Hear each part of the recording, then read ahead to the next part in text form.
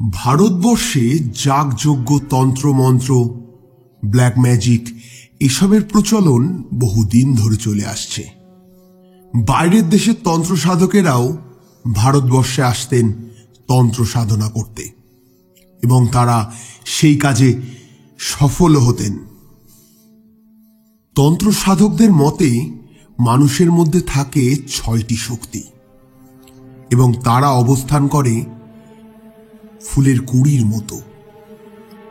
তন্ত্রমন্ত্র যাগযজ্ঞের মাধ্যমে সেই কুঁড়ির প্রস্ফুটন যারা ঘটাতে পারে তারাই এই ৬টি শক্তির প্রতিটিতে সিদ্ধহস্ত হয়। মানুষের শির দ্বারার মধ্যেই এই ৬টি শক্তি চক্রাকারে অবস্থান করে। মূলাধার চক্রের শক্তির নাম ডাকিনী, স্বাধিষ্ঠান চক্রের শক্তির নাম রাকিনী, মণিপুর চক্রের শক্তির নাম লাকিনী, অনাহুত চক্রের শক্তির নাম কাকিনী, বিশুদ্ধ চক্রের শক্তির নাম শাকিনী এবং সর্বশেষ এবং সব থেকে উচ্চ আজ্ঞা চক্রের শক্তি যার নাম হাকিনী। এই হাকিনী তন্ত্রের সাধনা বহু সাধকই করে থাকেন। তাদের ভিতর অধিকাংশই সফল হন না। যে সমস্ত তন্ত্র সাধকরা হাকিনী তন্ত্রে সিদ্ধ হন তাদের কাছে ভূত ভবিষ্যৎ সবকিছু পরিষ্কার হয়ে যায়। হাকিনী হলো এক অন্ধকারের জীব, তার বাস সবসময় অন্ধকারে। তার নৃশংসতা মুখে বলে বর্ণনা করা যায় না। যে সমস্ত তন্ত্র সাধক হাকিনী বশীকরণ মন্ত্রে সিদ্ধ তাদের কাছে সারা পৃথিবী জয় করার ক্ষমতা থাকে। যে গল্পটি শোনাতে চলেছি সেটি এমনই কিছু প্রেক্ষাপটে রচিত।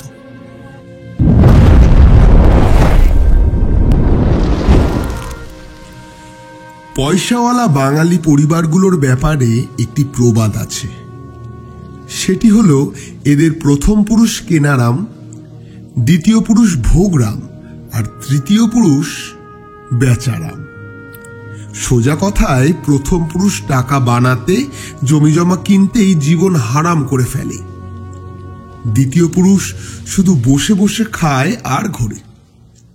তৃতীয় পুরুষ সব বেচে কিনে শেষ করে। চতুর্থ পুরুষের বেলায় কি হয় তা অবশ্য বলা নেই, তবে সে যে বস্তিরাম হবে তা নিশ্চিত। আমাদের পরিবারে অবশ্য কেনারাম যে বেচারাম সেই। এক পুরুষেই সব উড়ে পুড়ে শেষ। আমার বাবার ছিল তেজারতির ব্যবসা, যাকে বলে সুদের কারবার। জমি জমা গহনা বন্ধক রেখে চড়া সুদের টাকা ধার দেয়াই ছিল তার কাজ। প্রথম দিকে বাবা ছিলেন খুলনা শহরের এক মারোয়ারি দোকানের হিসাব লেখক। ৬৫ সালে পাক ভারত যুদ্ধের পর সেই মারোয়ারি ব্যবসাপতি সব গুটিয়ে সুটিয়ে চলে গেলেন। সেই সাথে গেল বাবার চাকরিও। বেকার হয়ে পথে পথে ঘুরতে লাগলেন। একদিন দুপুরে 4 আনার বাদাম কিনে হাদিস পার্কের এক বেঞ্চের উপরে বসে কিভাবে আগামী মাসের ঘর ভাড়া দেবেন সেই কথা যখন ভাবছেন, তখনই লক্ষ্য করলেন গেটের পাশেই বটগাছের নিচে বসে আছে একজন জ্যোতিষী। জ্যোতিষীর পাশে পার্কের রেলিংয়ে লাল শালুতে রূপালী রঙে লেখা জ্যোতিষ সাগর নেতায়নাথ। হাত দেখিয়ে ভাগ্য গণনা করা হয়। দর্শনই 12 আনা মাত্র। মাঝবয়সী ঘোর সংসারী মানুষ অর্থ কষ্টে পড়লে তার মাথার ঠিক থাকে না। 4 আনার বাদাম কেনার পর বাবার সম্বল তখন ওই 12 আনা। তিনি জ্যোতিষ সাগরকে দিয়ে ভাগ্য গণনা করলেন। নেতাইনাথ বাবাকে বললেন, ব্যবসার লাইনে বৃহস্পতি নাকি তুঙ্গে, চাকরির ক্ষেত্রে শনির বলয়ে কেতুর আনাগোনা, আগামী 25 বছরে শনির বলয় ছেড়ে কেতুর অন্য কোথাও যাওয়ার সম্ভাবনা নেই। অগত্যা উপায় না দেখে তিনি জিজ্ঞেস করলেন, তাহলে কি করলে ওনার উন্নতি সম্ভব? জ্যোতিষ তাকে তেজারতির ব্যবসা করতে বললেন। সাফল্যের পরিমাণ নাকি 100 আগেই বলেছি, ছাপোষা মানুষ বিপদে পড়লে মাথার ঠিক থাকে না। বাবাও তেমন চলে গেলেন এক ঘোরের ভেতর। তখন তার রোগ চেপে বসল তেজারতি ব্যবসা করবার। বাড়ি ফিরে বাবা মাকে বলতে লাগলেন যে তিনি এবার ব্যবসা শুরু করবেন। কিন্তু এখানেও একটি সমস্যা এসে দাঁড়ালো। ব্যবসা যে শুরু করবেন তা পুঁজি কোথায়? অনেক বুঝিয়ে সুঝিয়ে তিনি মাকে রাজি করলেন মায়ের ভাইয়ের কাছ থেকে পুঁজি জোগাড় করবার জন্য। অবশেষে মায়ের ভাই অর্থাৎ আমার মামার কাছ থেকে 10,000 টাকা ধার নিলেন তিনি এবং আশ্বাস দিলেন 1 বছরের মধ্যে তিনি সেই টাকা সুদ সমেত পরিশোধ করবেন। সেই থেকে শুরু। 10 বছরের মধ্যেই বাবা প্রায় 30 লক্ষ টাকার মালিক হয়ে গেলেন। সুদের কারবারে সাধারণত যা হয়, আসল শোধ দিতে পারলেও সুদ থেকে যায়, কিংবা সুদ শোধ হয়ে গেলেও আসল থেকে যায়।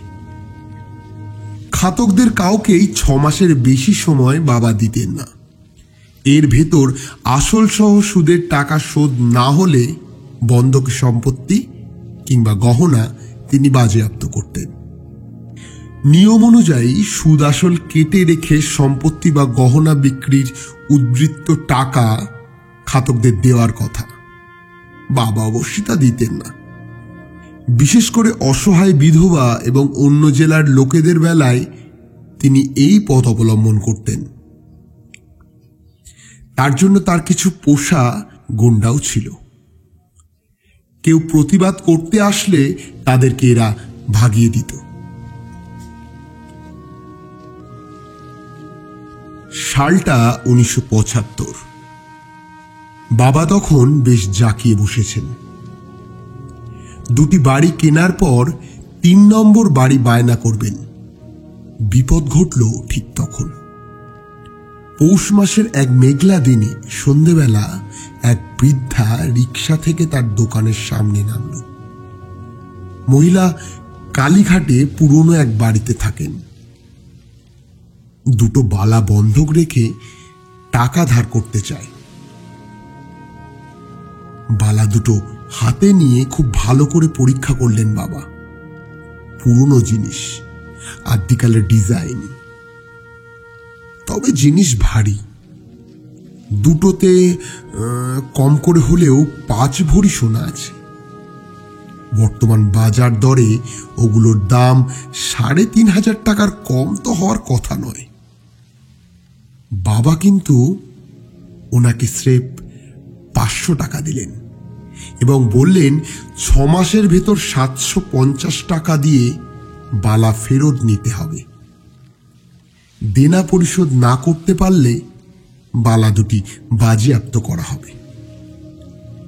বুড়ি কাগজে টিপ সই দিয়ে রসিদ এবং নগদ টাকা নিয়ে ফিরে চললেন। তখন রাজনৈতিক পট পরিবর্তন হয়েছে। জাগ দল নামে এক নতুন দল সরকার গঠন করেছেন। সেই দলের উঠতি নেতাদের সাংঘাতিক দাপট। তেমনি এক নেতা যার নাম মোটা মুসলিম বাবাকে বলল দোকান ছেড়ে দেওয়ার জন্য। মারোয়ারির ওই দোকান নাকি অর্পিত সম্পত্তি। সরকারের কাছ থেকে লিজ নিয়েছেন সে, কাগজপত্র সব আপ টু ডেট। বাবা বললেন দোকান তার দখলে, আগের মালিকের কাছ থেকে তিনি নাকি কিনে নিয়েছেন, কাগজপত্র তারও আছে। বাবা যেমন বুনো ওল, নেতাও তেমন বাঘা তেঁতুল। গন্ডগোল উঠল চরমে। নেতা বুঝল হুমকি ধমকিতে কাজ হবে না, সে ধরল অন্য রাস্তা। থানার ওসিকে হাত করে দুটো মার্ডার কেসে বাবার নাম ঢুকিয়ে দিল। এর একটিতে তার পোষা গুন্ডা পান্ডার একজনকে বানালো রাজ সাক্ষী। ভালো রকমের জটিল মামলা। টুটপাড়ার এক হিন্দু বিধবার নাতি খুন হয়েছিল। পুরোপুরি বকে যাওয়া ছেলে সে। দাদির গহনাপাতি বন্ধক রেখে বাবার কাছ থেকে প্রায় টাকা ধার নিত সে। কাগজপত্র ঘাটাঘাটি করে দেখা গেল প্রায় 20,000 টাকার গহনা বন্ধক রেখেছে সে বাবার কাছে, কিন্তু বাবা তাকে দিয়েছেন মাত্র 2,000। অর্থাৎ খুনের মোটিভ পরিষ্কার। বাবার ঠাঁই হলো জেল হাজতে। কেস চলল মাসের পর মাস। থানা, পুলিশ, কোর্ট কাছারি, উকিল মোক্তার করতে যেয়ে টাকা খরচ হতে লাগলো হু হু করে। সুদখোরকে কেউ পছন্দ করে না, তাই আমরা কারোর সহানুভূতিও পেলাম না। এদিকে যেটুকু জমানো টাকা ছিল সেগুলি ধীরে ধীরে নিঃশেষ হতে লাগলো। সংসার চালানো দায় হয়ে পড়ল। এমনই একদিন সকালবেলা বসে ডায়েরি লিখছি। শোবার ঘরের সিন্দুক খুলে সেই পুরনো বালা দুটি মা বের করে আনলেন এবং আমার হাতে দিয়ে এগুলিকে বেচার একটি ব্যবস্থা করতে বললেন।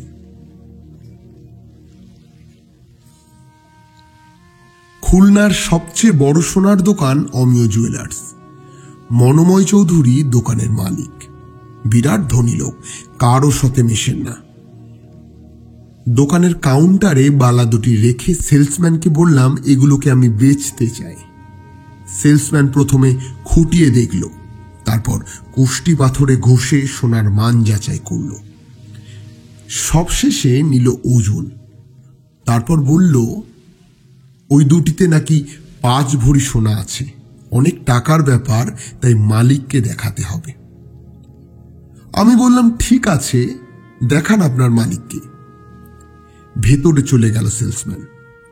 5 মিনিট পর ঘুরে এসে সে জানালো এর জন্য ওরা আমাকে 5,000 পর্যন্ত টাকা দিতে রাজি আছে। দোকানে এত ক্যাশ নেই, তাই সাহেব বলেছেন এখন 2,500 নিতে, বাকিটা সন্ধ্যের পর এলেই আমাকে দেওয়া হবে। সত্যি বলতে কি 3,000-এর বেশি আমি আশাই করিনি। সেই তুলনায় 5,000 অনেকটাই বেশি। আমিও জানিয়ে দিলাম যে ঠিক আছে, তাহলে সন্ধেবেলা এসেই আমি বাকিটা নিয়ে যাব। তখন আপাতত একটা রসিদ নিয়েই আমি ফিরে এলাম।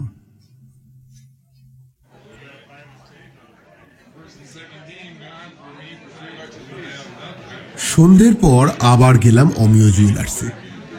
আগের সেলসম্যান কাস্টমার নিয়ে ব্যস্ত। বুড়ো মতো একজন এগিয়ে এলেন। তিনি হলেন এই দোকানের ম্যানেজার।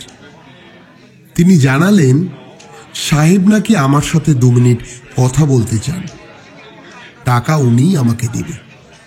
তিনি হাত ধরে আমাকে মালিকের ঘরের দিকে নিয়ে চললেন। কাউন্টার পার হয়ে শোকেসদের পাশে সরু দরজা দিয়ে ভেতরে ঢুকলাম। বিরাট হলঘরের মতো কামরায় আবছা অন্ধকারে শ্যাকরার দল লাইন দিয়ে বসে কাজ করছে। নাইট্রিক অ্যাসিডের ঝাঁঝালো গন্ধে দম বন্ধ হয়ে এলো। লোকগুলো বছরের পর বছর এই পরিবেশে কাজ করে কি করে? পেতলের সরু পাইপ মুখে লাগিয়ে গহনার গায়ে অনবরত ফু দিয়ে যাচ্ছে তারা। গাল শ্রাবণ মাসের কোলা ব্যাঙের মতো ফুলে উঠেছে। ফুসফুস এত চাপ সহ্য করে কিভাবে? হলঘর পেরিয়ে লাল কার্পেটে মোড়া ছোট্ট একটি প্যাসেজের মাথায় কাঁচ লাগানো সেগুন কাঠের দরজা। নক করে ম্যানেজার আমাকে নিয়ে ভিতরে ঢুকলো। প্রকাণ্ড জানালাওয়ালা ঝকঝকে কামরা। দেয়ালের একদিকে রেমিংটন কোম্পানির ইয়া বড় সিন্দুক। অন্য দেওয়ালের পুরোটা জুড়েই বই ভর্তি। মনোময় চৌধুরী আমার দিকে তাকালেন। আমি দেখলাম লোকটিকে দেখতে প্রায় রবীন্দ্রনাথ ঠাকুরের মতো। ধবধবে সাদা চুল, ছড়িয়ে আছে ঘাড়ের উপর পর্যন্ত। ধারণা করেছিলাম কালো মোটা ফতুয়া পরা ধূর্ত চেহারার কাউকে দেখতে হবে, কিন্তু মনোময় চৌধুরী দেখতে একেবারে সাধক টাইপের। মনোযোগ দিয়ে পুরনো আমলের একটি ক্যাটালগ দেখছেন মনোময় চৌধুরী। ইশারায় আমাকে বসতে বললেন। আপনি সঞ্জয় বাবু? গভীর কালো চোখ তুলে জিজ্ঞেস করলেন তিনি। আগে আমি সঞ্জয়। বালা দুটো পেলেন কোথায়? কোনো কিছু গোপন না করে তাকে সব ভেঙে চুরে বললাম। বুড়ির বাড়ির ঠিকানা কি আছে আপনার কাছে? ছিল তো বটেই, তবে পুলিশ খাতাপত্র সব জব্দ করে মালখানায় রেখেছে। এখন আর সেটা পাবো কিভাবে? বুঝতে পারছি। একটা প্রশ্ন করব, কিছু মনে করবেন না তো? সেটা বোঝা যাবে প্রশ্ন শোনার পর। কেন, কি প্রশ্ন? বুড়ির বাড়ি গিয়ে ভেরিফাই করতে চান আমি সত্যি বলছি কি না, তাই তো? তার প্রয়োজন নেই, আমি সত্যি কথাই বলছি। মিথ্যে বললে আপনি ধরে ফেলতেন। না না না, ব্যাপারটা ঠিক তা নয়। বুড়ির সাথে একটু কথা বলতে চাই আমি। বালা দুটো তার কাছে এলো কিভাবে সেইটে জানতে চাই। আপনি বলেছেন বুড়ি থাকে কালীঘাটে। আচ্ছা, এটাই বা আপনি জানলেন কিভাবে? খাতাপত্র তো মালখানায়, বাবা জেল হাজতে। বালা দুটো হাতে পেয়েই আপনি আমার এখানে। তাহলে আসলে মার কাছ থেকে জেনেছি। দুপুরে ভাত খাওয়ার সময় জিজ্ঞেস করেছিলাম। এমনিও বাবা গহনাপাতি বাসায় আনতেন না খুব। পুরনো গয়না মাকে কখনো দেননি, নতুন গড়িয়ে দিতেন। কিন্তু বালাগুলো একটি ব্যতিক্রমী ঘটনা। বাবা ওই বালা দুটোই শুধুমাত্র বাড়ি নিয়ে এসে রেখেছিলেন।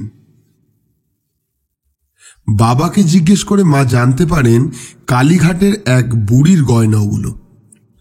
আচ্ছা, আপনি যদি ওনাকে খুঁজে বের করতে পারেন তাহলে আমাকে কিন্তু অবশ্যই জানাবেন।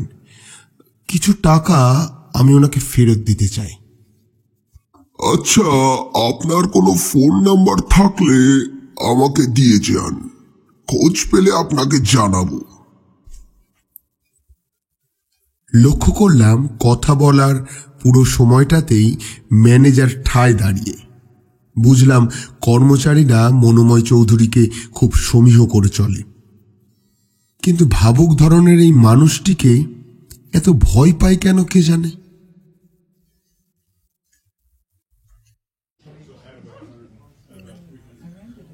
পরদিন কোর্টে বাবার হিয়ারিং ছিল।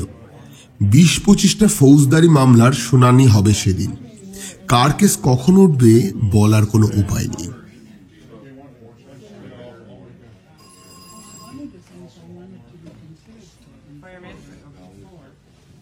অবশেষে বাবার কেসটি উঠল। দুহাত বুকের সামনে জড়ো করে কাঠগড়ায় দাঁড়িয়ে আছেন বাবা। হাতে বেড়ি, পায়ে বেড়ি, পরনে পাজামা পাঞ্জাবি। তাকিয়ে আছেন জানলার বাইরে ড্রেনের ধারে কচু গাছের দিকে। পয়সাওয়ালা মানুষদের চেহারায় যে তেল তেলে ভাবটা থাকে তার ছিটে ফোটাও তার ভিতরে এখন আর অবশিষ্ট নেই। উকিল একবার উঠে গিয়ে জিজ্ঞেস করলেন বাবা ভালো আছে কিনা। বাবা কিন্তু পাত্তা দিলেন না। তার চোখে সক্রেটিসের উদাসীনতা। পাথরের বাটিতে কখন হেমলক পরিবেশন করা হবে তার অপেক্ষা। বাবার কেস উঠল ঠিকই, তবে হিয়ারিং হলো না। মোটা মাসলেম আসেনি। জাগ দলের জাতীয় সম্মেলনে যোগ দিতে ঢাকায় গেছে। রাষ্ট্রীয় কাজে ব্যস্ত। তার উকিল টাইম প্রেয়ার দিয়েছে। পরের হিয়ারিং ডেট পড়ল 3 সপ্তাহ পর। টিফিন ক্যারিয়ারে করে বাবার জন্য খাবার নিয়ে গিয়েছিলাম। পুলিশকে বলে সেটা বাবার কাছে দিয়ে এলাম।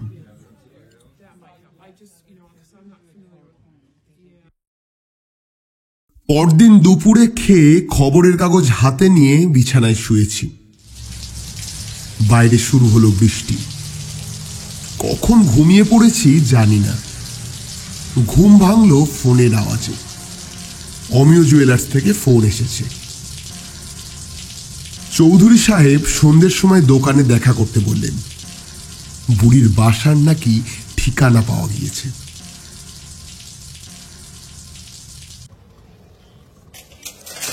সন্ধ্যের সময় রিক্সা করে আমাকে সাথে নিয়ে রওনা হলেন চৌধুরী বাবু। কালীঘাট এলাকায় আগে কখনো আসেনি আমি। সরু রাস্তার দুপাশে পুরনো সব টিনের বাড়ি। অনেকেই ধুনুচি জ্বালিয়ে সন্ধ্যা আরতি দিয়েছে হয়তো। বাতাসে তখনও ধূপধুনোর গন্ধ মোমো করছে। সরু গলির মাথায় ছোট ছোট ইটে গাঁথা আদ্যিকালের একটি বাড়ি। পলেস্তারা খসে ইট বের হয়ে সেই ইট পর্যন্ত ক্ষয়ে গেছে। চারিদিকে ভাঙাচোরা ইটের স্তূপ, মান গাছ, কচু গাছের ঝোপ। এর মাঝখানে দুখানা মাত্র ঘর কোনো রকমে টিকে আছে।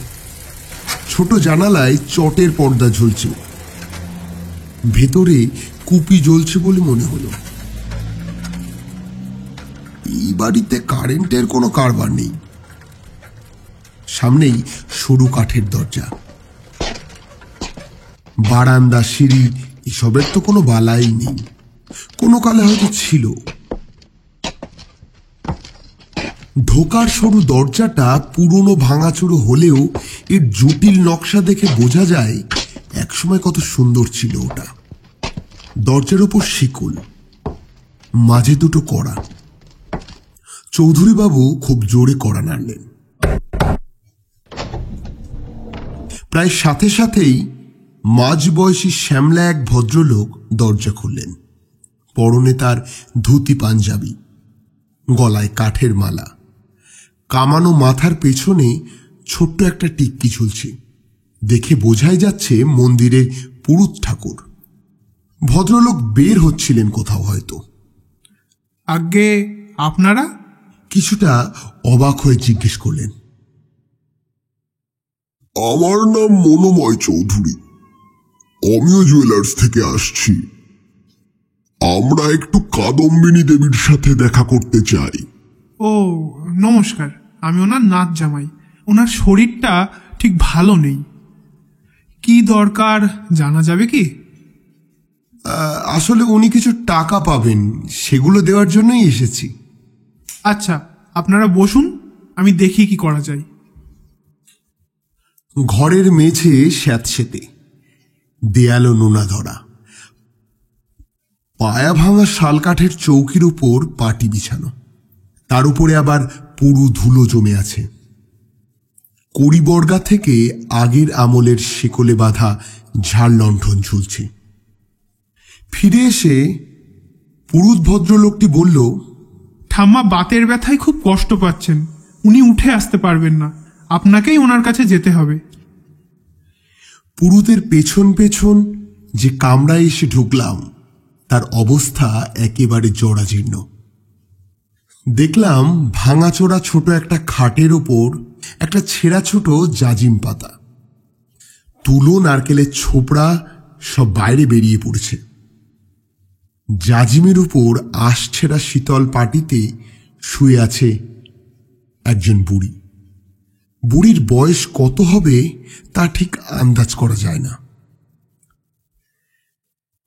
এদিকে ঘরের সিলিংয়ের নিচে পলিথিন টাঙানো। বৃষ্টি হলে বোধহয় ছাদ থেকে জল পড়ে। দেয়ালের এক কোণ ভেঙে ইট গেথে ড্রেনের মতো করা হয়েছে, অর্থাৎ ওটা বুড়ির বাথরুম। সেখানে এক বালতি জলে লাল রঙের প্লাস্টিকের মগ ভাসছে। খাটের পাশে একটি চিলঞ্চি। কপ, থুতু চিলঞ্চির ভেতরে যত, বাইরে তার শতগুণ। এক কথায় বলা চলে ঢাকা শহরের ডিআইটি ডাস্টবিন। মনে হলো ঘরের ভেতর ভেসে বেড়াচ্ছে অনাদিকালের বিরহ বেদনা। নাকে এসে লাগলো গা গুলিয়ে ওঠা তীব্র আষ্টে গন্ধ। হাতল ভাঙা কাঠের চেয়ারটায় বসলেন মনোময় চৌধুরী।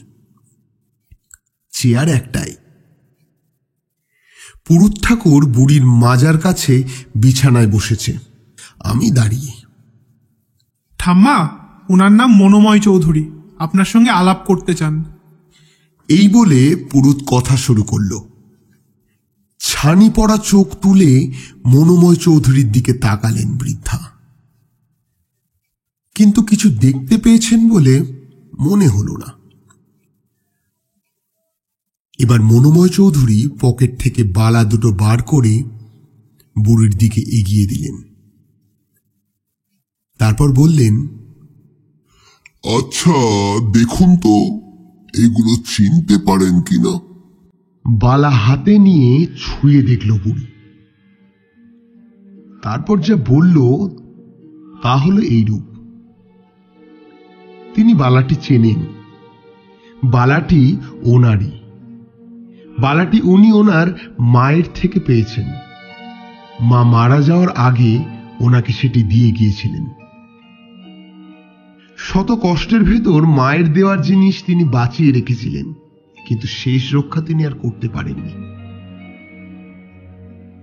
এরপর মনোময় চৌধুরী জিজ্ঞেস করলেন, আচ্ছা আপনার মা ওগুলো পেলেন কোথায়, সে ব্যাপারে কি কিছু জানেন? এর উত্তরে বুড়ি একটি গল্প বললেন। বুড়ির বাবার সাথে এক সাহেব ব্যবসায়ীর খুব খাতির ছিল। রূপসা নদীর ধারে অনেককাল আগে একটা মন্দির ছিল। ওটা ছিল খুলনা দেবীর মন্দির, যার নাম থেকেই সেই অঞ্চলের নাম হয়েছিল খুলনা। বুড়ির বাবা ছিল ওই মন্দিরের পুরোহিত। পরে অবশ্য এই বাড়িতে তারা চলে আসেন। বুড়ির জন্ম অবশ্য এই বাড়িতেই। তখন এই বাড়ির মালিক ছিলেন নানাভাই ধনজি, বিখ্যাত ধনী ব্যবসায়ী, কলকাতায় খুব নামকরা। আগের সেই মন্দিরে বুড়ির বাবা আর কখনো ফিরে যায়নি। তবে মাঝে মাঝে ঠাকরে সাহেব নামে এক সাহেব বুড়ির বাবার সাথে দেখা করতে আসতেন। দক্ষিণের আলাদা একটা ঘরে ওনারা বসতেন। ঠাকরে সাহেব ছিলেন খুব শক্তিমান পুরুষ, দেখলে নাকি ভয় হয়। এই বাড়িতে আসার কিছুদিন আগে বাবার ক্যাশ বাক্সের ভিতর বুড়ির মা বালা দুটিকে দেখতে পান। আগেকার দিনে অনেকেই মূল্যবান জিনিস, সোনাদানা, টাকা পয়সা মন্দিরে জমা রাখত। সেখান থেকেই বুড়ির বাবা কোনো এক বিশেষ দরকারে বালা দুটিকে নিজের কাছে রেখেছিলেন। এরপর আষাঢ় মাসের এক রাতে কালী মন্দিরে সাধনায় বসেছিলেন বুড়ির বাবা। সকালে মন্দিরে ওনার মৃতদেহ পাওয়া গিয়েছিল। সকলে বলেছিল বুড়ির বাবা নাকি সন্ন্যাস রোগে মারা গিয়েছেন। তবে বুড়ির মা বলেছিলেন তিনি নাকি অপঘাতে মারা গিয়েছেন। বুড়ির কথা শেষ হওয়ার পর আমি এগিয়ে গিয়ে বুড়ির একটি হাত ধরলাম। তারপর তাকে 2000 টাকা দিলাম। বুড়ি অবশ্য জিজ্ঞেস করেছিল টাকা দেওয়ার কারণ। উত্তরে আমি বলেছিলাম, আপনার এই বালা দুটো যার সাথে এতক্ষণ কথা বললেন তিনি কিনে নিয়েছেন। আমার বাবার কাছে ওগুলো বন্ধক রেখেছিলেন, মনে আছে? পুরো টাকাটা তো তখন নেননি, এখন কিছু রাখেন। বুড়ি খুশি হলো কিনা বুঝতে পারলাম না, তবে নাচ জামাই যে খুশি হয়েছে সেটা বোঝা গেল। ফেরার সময় চৌধুরী এবং আমাকে আন্তরিক ধন্যবাদ জানালেন তিনি। বুড়ির বাসা থেকে বের হয়ে হেঁটে হেঁটে দুজনে বড় রাস্তায় এলাম। গুম গুম করে মেঘ ডাকছে, হিলহিলে ঠান্ডা বাতাস। যে কোনো সময় ঝেঁপে বৃষ্টি আসবে।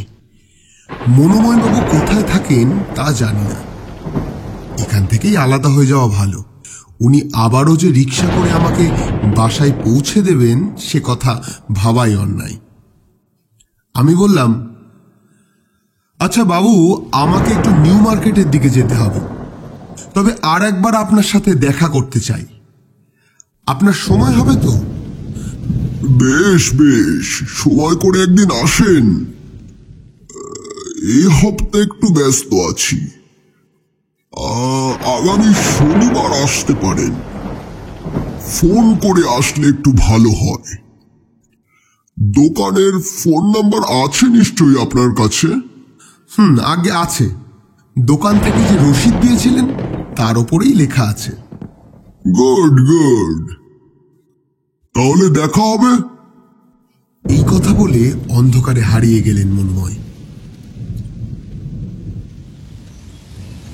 কিছুক্ষণ পরেই বৃষ্টির বড় বড় ফোঁটা পড়তে লাগলো। আমিও বাড়ির পথে পা বাড়ালাম। হঠাৎ দেখলাম রাস্তার ধারে এক বুড়ো মতন লোক, গায়ে গেরুয়া বসন, চুলদাড়িতে যথেষ্ট পাক ধরেছে।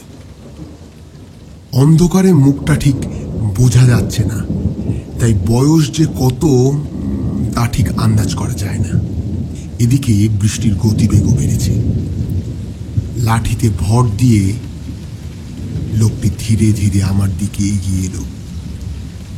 তারপর আমার পথ আটকে এক অদ্ভুত দৃষ্টিতে কিছুক্ষণ চেয়ে রইল আমার দিকে।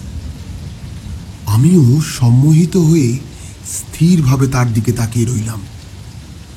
হঠাৎ তিনি ভাঙা ভাঙা গলায় আমাকে বললেন,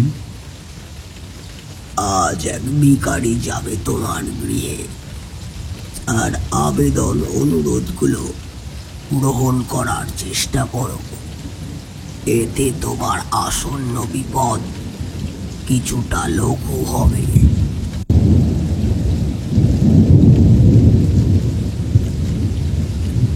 এই কথা বলে তিনি ধীরে ধীরে চলে যেতে লাগলেন। আমি কেমন স্থাণুর মতো চুপচাপ দাঁড়িয়ে রইলাম। ওনার কথার পরিপ্রেক্ষিতে কোনো প্রশ্ন বা উত্তর কিছুই করতে পারলাম না।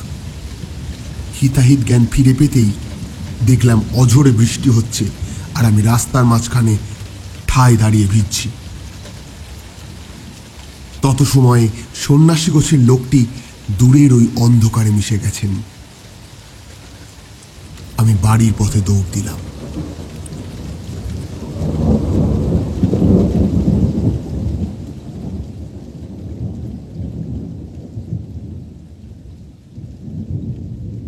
বাড়ি ফিরে এসে অপেক্ষায় রইলাম কখন সেই ভিখারি আসবে। তবে সে রাত্রে কেউ এলো না, তার বদলে এলো ঝমঝম করে বৃষ্টি। বাড়িতে আমি একদম একা। মা গিয়েছেন মামার কাছে। মামার নাকি শরীর খারাপ হয়েছে। আমিও আর দেরি না করে তাড়াতাড়ি খাওয়া দাওয়া করে শুয়ে পড়লাম।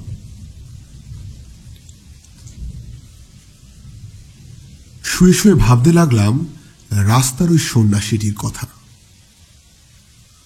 লোকটা হয়তো পাগলই হবে। কি বলতে কাকে কি বলেছে তা হয়তো নিজেরই খেয়াল নেই। আমিই বেকার ভেবে মরছি ওর ব্যাপারে।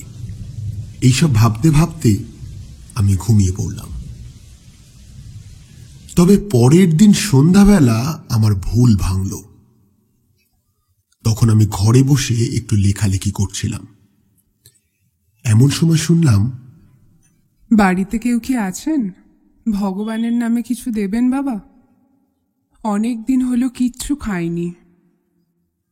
আমি ধরফর করে বিছানা ছেড়ে উঠে বাইরে এসে দেখি প্রায় অর্ধনগ্ন এক যুবতী মেয়ে আমার দরজার সামনে দাঁড়িয়ে। যে সূক্ষ্ম বস্ত্র তার দেহে আছে তাতে লজ্জা নিবারণ হয় না। অপূর্ব দৈহিক গড়ন, সেই সাথে মুখশ্রী লাবণ্যময়। আমি যেন তাকে দেখে এক কথায় মুগ্ধ হয়ে গেলাম। কেমন যেন একটা আকর্ষণ আছে মেয়েটার, যা আমাকে একেবারে বশ করে নিল। তখনই হঠাৎ বাইরে ঝমঝম করে বৃষ্টি নামল।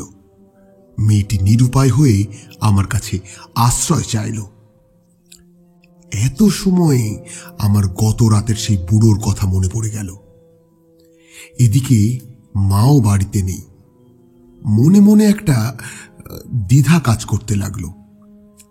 মেয়েটি বলল, বাবু, আজ রাতটুকু আপনার এখানে আমাকে একটু থাকতে দেবেন? এমন একটা যুবতী অচেনা মেয়ে আমার বাড়িতে রাত কাটাবে, পাড়ার লোকেরা কি বলবে? মানুষ কি ব্যাপারটাকে ভালো চোখে দেখবে? কি জানে। এত সংশয় থাকা সত্ত্বেও কেন জানি না আমি রাজি হয়ে গেলাম।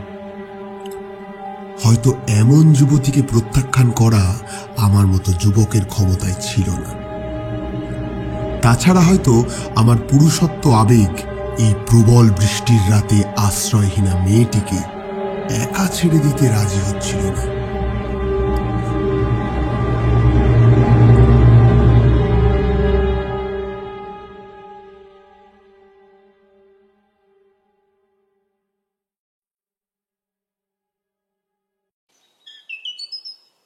পরদিন সকালে উঠে শুনলাম মামার শরীর আরো খারাপ হয়েছে, তাই মা এখন বাড়ি ফিরতে পারছে না। আমার মার একটা শাড়ি মেয়েটিকে কাল পরতে দিয়েছিলাম। মেয়েটি দেখলাম শাড়িটি পরে সকাল সকাল আমার জন্য চা বানিয়ে এনেছে। সে আমাকে চা দিয়ে বলল, বাবু, এখানে যদি আমাকে কয়েকদিন একটু থাকতে দেন তাহলে খুব উপকার হয়। আসলে আমার তো থাকার সেরকম কোনো জায়গা নেই, তবে কয়েকদিন পরেই আমি চলে যাব। আমি তো একটু অবাক হলাম। মেয়েটি বলে কি? আবার কয়েকদিন থাকবে বলছে? লোকজন দেখে কি বলবে? এমন একটা যুবতী মেয়ে, তার উপরে আমার মায়ের অনুপস্থিতিতে আমাদের বাড়িতেই রয়েছে। না, তা মেনে নেওয়া যায় না। আমি না বলতে যাব, অমনি মেয়েটি আমার পা জড়িয়ে ধরল। না করবেন না বাবু, আমি এখানে থাকবো, কেউ জানতেও পারবে না। সারাদিন ঘরের মধ্যেই থাকবো আমি। অনিচ্ছা সত্ত্বেও আমি কেমন রাজি হয়ে গেলাম। মেয়েটি কেমন যেন অদ্ভুত। আমার কথা বলার আগেই বুঝে যায় আমি কি বলতে চাই। উল্টো দিকে আমি তার বিষয়ে কিছু জিজ্ঞেস করতে চাইলে করতে পারি না। সে কোথায় থাকতো, কোথা থেকে এসেছে, তার নাম কি, তার আর কেউ আছে কি না, যখনই ভাবে জিজ্ঞেস করব তখনই কোনো না কোনো বিভ্রান্তি ঘটতো, আর জিজ্ঞেস করা আমার আর হতো না। তখনও পর্যন্ত আমি বুঝিনি যে নিয়তি আমার উপর পরিহাস করতে করতে হঠাৎই একটু সদয় হয়েছে এবং এই মেয়েটিকে আমার কাছে পাঠিয়েছে। এভাবেই চলল কয়েকদিন। এখন মেয়েটি কেমন বাড়ির লোকের মতো হয়ে গেছে। মা এখনো বাড়িতে ফেরেনি। মামার শরীর নাকি আরো আরো খারাপ হয়েছে। 5 দিনের মাথায় অমিয় জুয়েলার্স থেকে ফোন এলো। পরদিন শনিবার বিকেলের দিকে দোকানে যেতে বললেন তিনি। দোকানে গিয়ে দেখি কাউন্টারে বুড়ো ম্যানেজার বসে আছে আমাকে বাবুর ঘরে পৌঁছে দেওয়ার জন্য। পুরো দোকান খালি। শনিবার আধবেলা, রবিবার পুরো ছুটি, তাই দোকানের সমস্ত কর্মচারীরা বাড়ি ফিরে গেছে। আমি ঘরে ঢুকে দেখলাম মনোময় বাবু তন্ময় হয়ে তাকিয়ে আছেন বালা দুটোর দিকে। আমাকে ইশারায় বসতে বললেন, তারপর ম্যানেজারকে চলে যেতে বললেন। এরপর শুরু করলেন মনোময় বাবু। বসুন সঞ্জয় বাবু, কোনো প্রশ্ন করবেন না, শুধু শুনে যান। আশা করি আপনার সব কৌতূহল মিটে যাবে।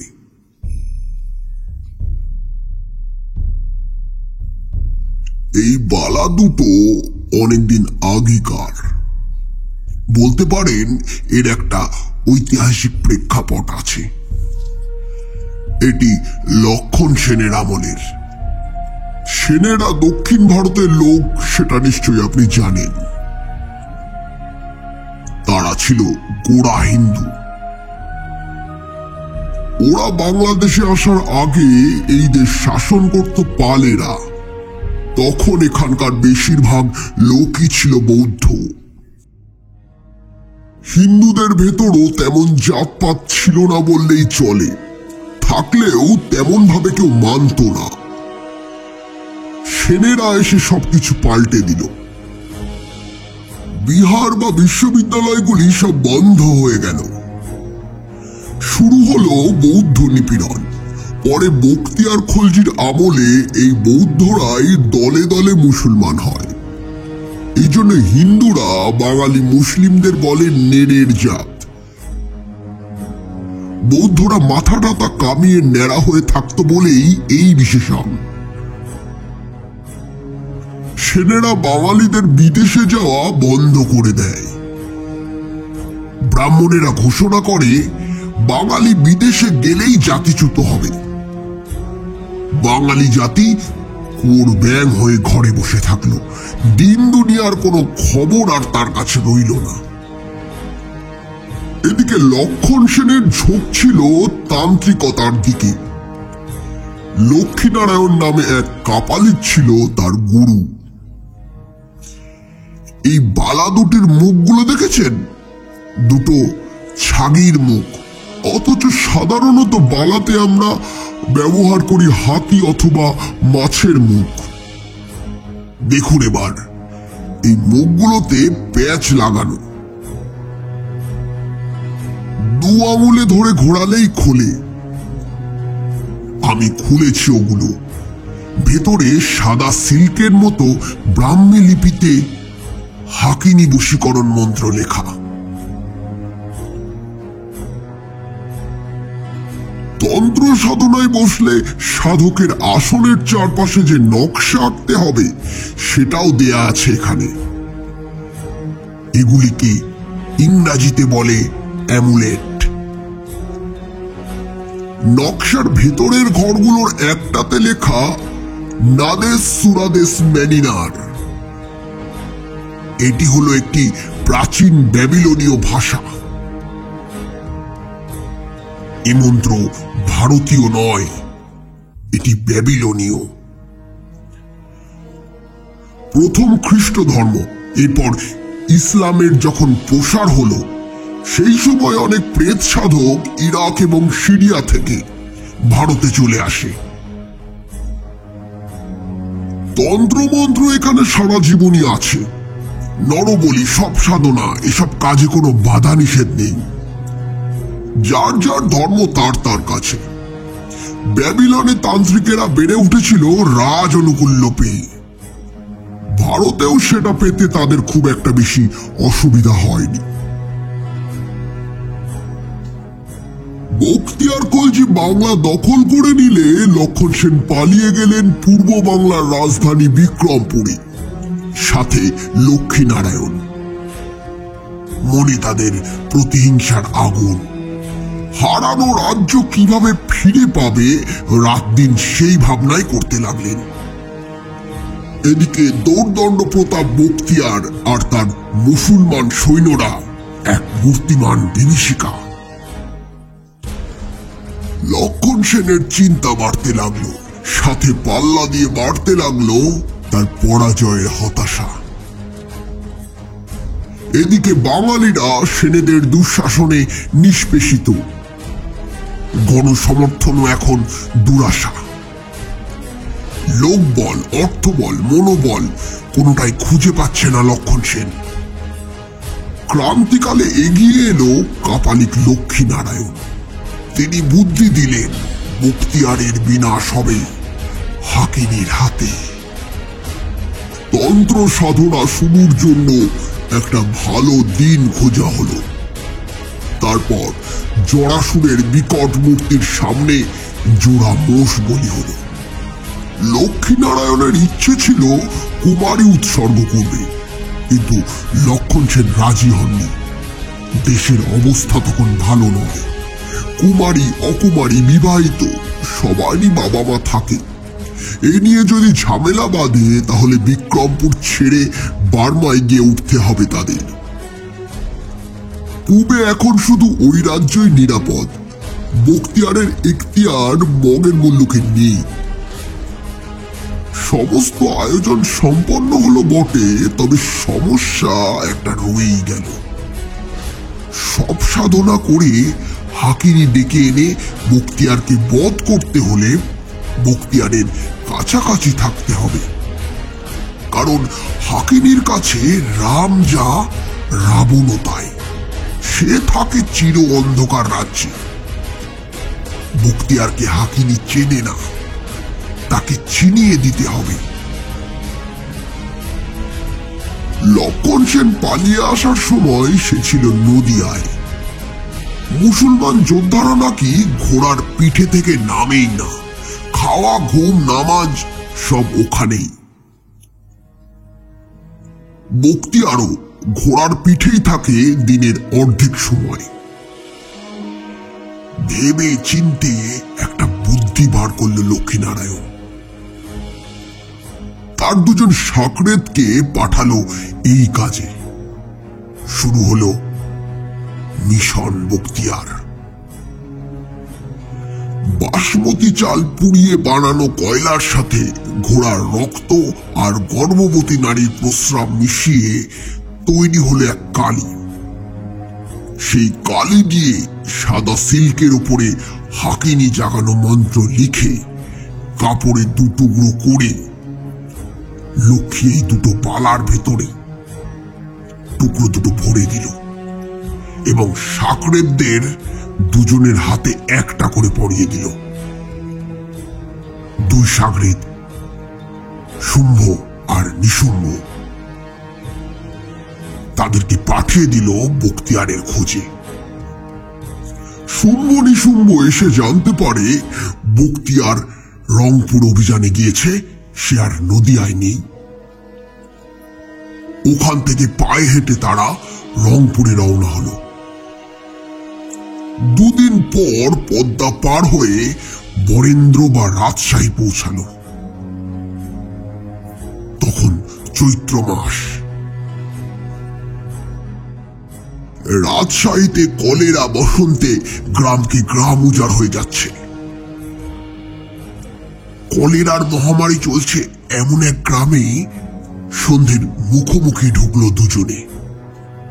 দেখতে পেল 3 রাস্তার মাথায় ফাঁকা উঁচু ঢিবির মতো হাট বসার জায়গা। এর পাশেই প্রকাণ্ড বটগাছ তলায় ধূপ ধুনো জ্বালিয়ে ওলা ওঠা দেবীর পুজো হচ্ছে। রাস্তা দিয়ে কিছুক্ষণ পরপরই কাঁচা বাঁশের খাটিয়ায় বলহরি হরিবোল করতে করতে শ্মশানে যাচ্ছে লাশ।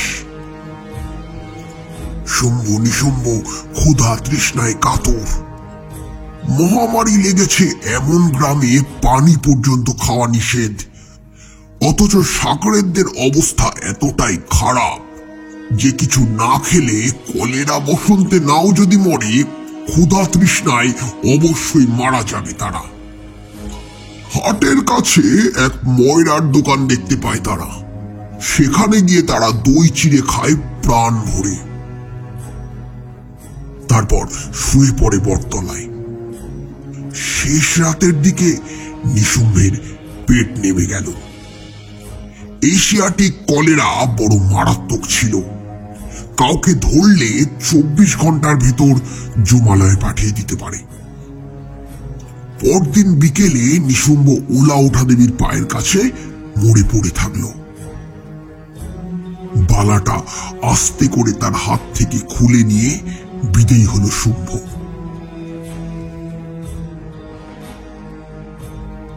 শুম্ভ এবার রংপুরের রাস্তা ধরল। অন্তত তার কাছে তো তাই মনে হলো। অন্ধকারে সারা রাত হাঁটতে হাঁটতে সকালে যেখানে সে পৌঁছালো সে জায়গার চেয়ে কলেরা গ্রাম অনেক ভালো ছিল। ছোট এই গ্রামটাতে প্রায় সকলেই ফাঁসুরে ডাকাত। বাইরে থেকে দেখে কিছুই বোঝার উপায় নেই। তারা পরিবার নিয়ে দিব্যি ঘর সংসার করছে, সম্পূর্ণ গৃহস্থ, কিন্তু ভেতরে ভিন্ন চরিত্র। নিরীহ শ্রান্ত পথিকদের ভুলিয়ে ভালিয়ে বাড়িতে এনে সর্বস্ব কেড়ে নিয়ে তাদেরকে মেরে ফেলে এরা। এমনই এক ডাকাত ফ্যামিলির পাল্লায় পড়ল সে। দুদিন পর ডাকাতদের হাতে প্রাণ হারালো শুম্ভ। তবে মারা যাওয়ার আগে সব ঘটনা সে লিখে রেখে যায়। এ কাজে সে মন্ত্র লেখা সিল্কের কাপড়টি ব্যবহার করেছিল। আমি ধারণা করছি বালা দুটো ডাকাত তার স্ত্রী অথবা মেয়েকে দিয়েছিল। বাঙালি মায়েরা তাদের গহনা দিয়ে যান মেয়েকে বা ছেলের বউকে। বংশ পরম্পরায় এই গহনা হাত বদল হয়। পুরনো গয়না ভেঙে নতুন গয়না বানানোর চল এখন যেমন হয়েছে আগে তেমন ছিল না। ওতে খাজনার চেয়ে বাজনা বেশি পড়ত। সুলতানি আমলে গঙ্গা ব্রহ্মপুত্র অঞ্চলে 8 রিক্টার স্কেলে ভূমিকম্প হয়েছিল। ব্যাপক ভূমিধসে তলিয়ে যায় অসংখ্য গ্রামগঞ্জ নগরী। গৃহহীন হয়ে পড়ে লাখ লাখ লোক। এদের অনেকেই তখন দক্ষিণাঞ্চলে মাইগ্রেট করে। সম্ভবত সেই সময় এগুলোর তৎকালীন মালিক এই এলাকায় চলে আসে। পরে এখানে বর্গীদের উৎপাত শুরু হলে বালাগুলো খুলনা দেবীর মন্দিরে রেখে দেয় সে বা তার উত্তরপুরুষ। পরে আর ফিরিয়ে নিতে পারেননি।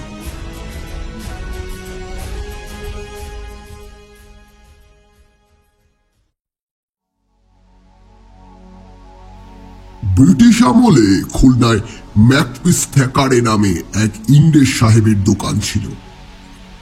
স্যাবার অ্যান্ড ড্রাগন নামের এই দোকানটির ব্রাঞ্চ ছিল কলকাতাতেও। মূল দোকান ছিল লন্ডনে। এই দোকানে সব ভালো ভালো অ্যান্টিক বিক্রি হতো। এই থ্যাকারে সাহেবকে এই লোকেরা ডাকাত ঠাকরে সাহেব বলে চিনত। থ্যাকারে জানতে পারে খুলনা দেবীর মন্দির অনেক পুরনো, প্রচুর অ্যান্টিক লুকানো আছে ওখানে। বুড়ির বাবার সাথে খাতির জমিয়ে নেয়, তারপর অনেক জিনিস হাতিয়ে নিতে থাকে। তবে অ্যান্টিক কেনার মতো লোক তখন খুলনায় ছিল না। থ্যাকারের দোকানটি ছিল আসলে অ্যান্টিক কালেকশনের একটা আউটপোস্ট মাত্র। যাই হোক, বালাগুলো সাহেবের হাতে পড়লে সে বুঝে ফেলে ওগুলোর মুখ খোলা যায়। বালা দুটির মুখ খুলে একটি বালার ভিতর সে পায় মন্ত্রতন্ত্র লেখা সিল্ক, অন্যটিতে পায় শুম্ভের লেখা কাহিনী। ধারণা করছি কাদম্বিনী দেবীর বাবাকে ওগুলো দেখায় সে, জানতে চায় কি লেখা আছে। এদিকে নানা ভাই ধনজির ফিটন গাড়ি, পালকি, তানজামা এসব তৈরির কারখানা। সবচেয়ে বড় পালকি কোম্পানির মালিকও ছিলেন ধনজি। ইংরেজ সাহেব, উঠতি জমিদার, স্থানীয় মহাজনরা ছিল ওগুলোর খদ্দের। থ্যাকারে ছিল নানা ভাই ধনজির কমিশন এজেন্ট। ধনজির সাহায্যে অনেক অ্যান্টিকো কালেক্ট করত সে। অতএব দুজনেই হয়ে উঠল মানিকজোড়। অ্যান্টিক ডিলার হওয়ায় রহস্যময় সব ব্যাপারে থ্যাকারের আগ্রহ ছিল অসীম। সিল্কের টুকরো দুটি পাওয়ার পর তন্ত্রমন্ত্রে আগ্রহী হয়ে ওঠে সে। কান টানলে যেমন মাথা আসে, ধনজিও যোগ দিল এসে। ওদিকে মন্দির থেকে বহু জিনিস লোপাট করায় কাদম্বিনী দেবীর বাবার উপর প্রধান সেবায়েতের সন্দেহ হয়। ওখান থেকে সরে পড়ার জন্য অস্থির হয়ে পড়ে সে। ধনজির নবাবী আমলের বড় একটি বাড়ি খুলনায় আগেই ছিল। ধনজিকে বলে বাড়িটা কাদম্বিনী দেবীর বাবাকে পাইয়ে দেন থ্যাকারে। উদ্দেশ্য তাকে কাছাকাছি রাখা। আমার ধারণা হাকিনী বশীকরণ মন্ত্র ছাড়াও আরো যেসব তন্ত্র বা পিশাচ সাধনা আছে সেগুলো তারা করেছে। টাকা আর ক্ষমতা লাভই ছিল তাদের সাধনার মূল লক্ষ্য।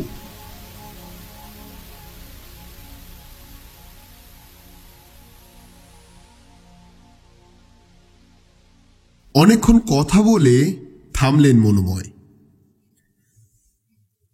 আমি বললাম, আচ্ছা, কাদম্বিনী দেবীর কাছে এতদিন ওগুলো ছিল, অথচ একদিনও উনি খুলে দেখলেন না।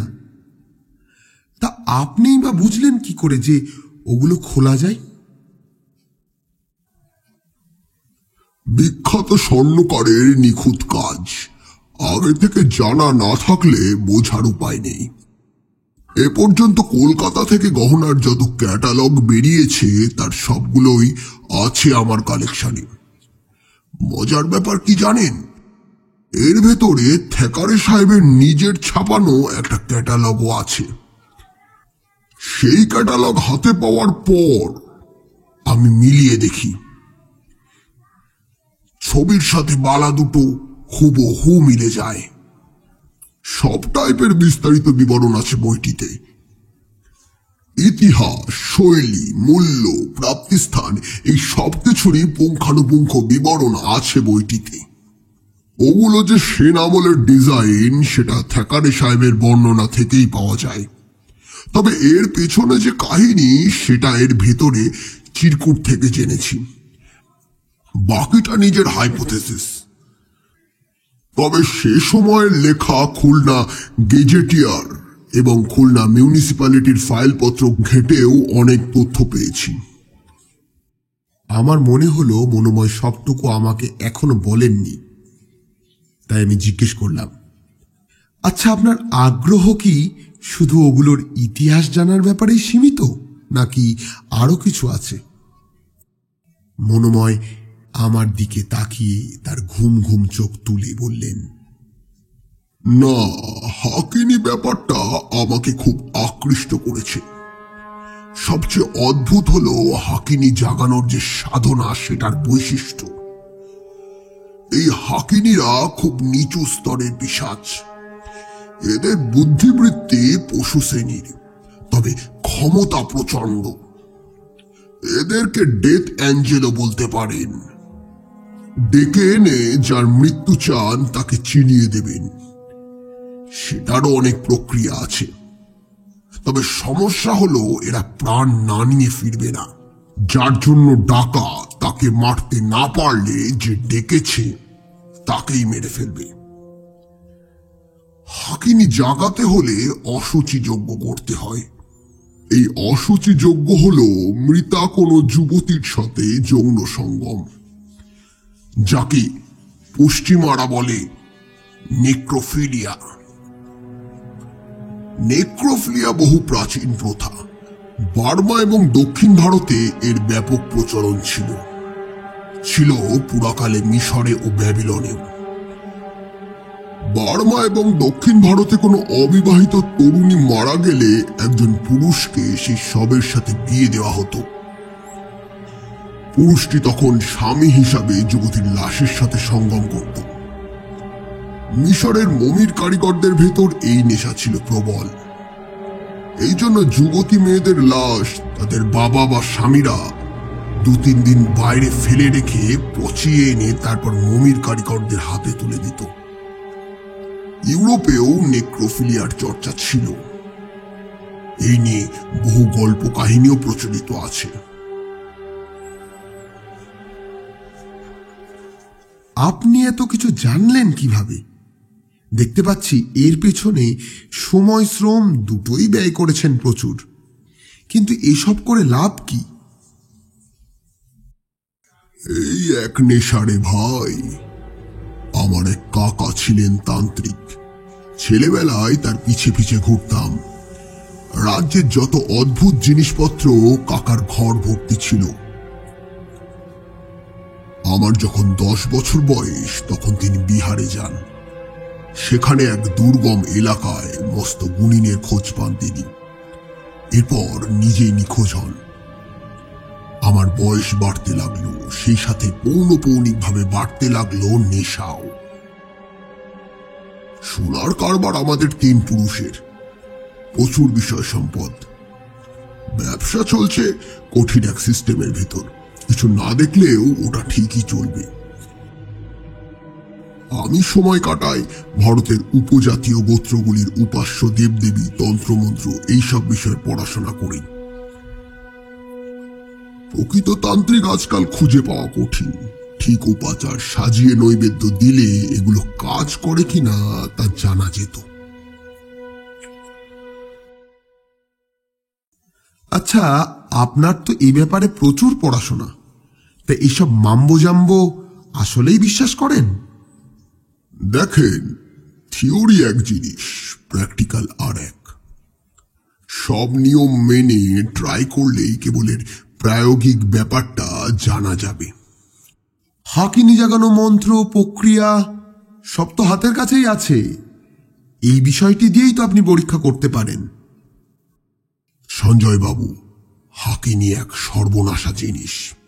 যদি সত্যি তাকে জাগানো যায় তাহলে সে তো প্রাণ না নিয়ে ফিরবে না। পিশাচ সাধনায় অনেক ঝুঁকি আছে। তাছাড়া হাকিনি সাধনায় যেসব উপাচার লাগে সে না হয় জোগাড় করা যাবে। তিথি নক্ষত্র দেখে যজ্ঞের কাল নির্ণয় করাও কঠিন নয়। কঠিন হলো সব সাধনার জন্য যুবতী নারীর টাটকা লাশ জোগাড় করা। তার চেয়ে কঠিন এই লাশের সাথে ঘনিষ্ঠ হওয়া। ব্যাপারটি নিয়ে গভীরভাবে ভেবেছি আমি, বের করার চেষ্টাও করেছি বিকল্প। শয়তান হলো চূড়ান্ত অপবিত্র সত্তা।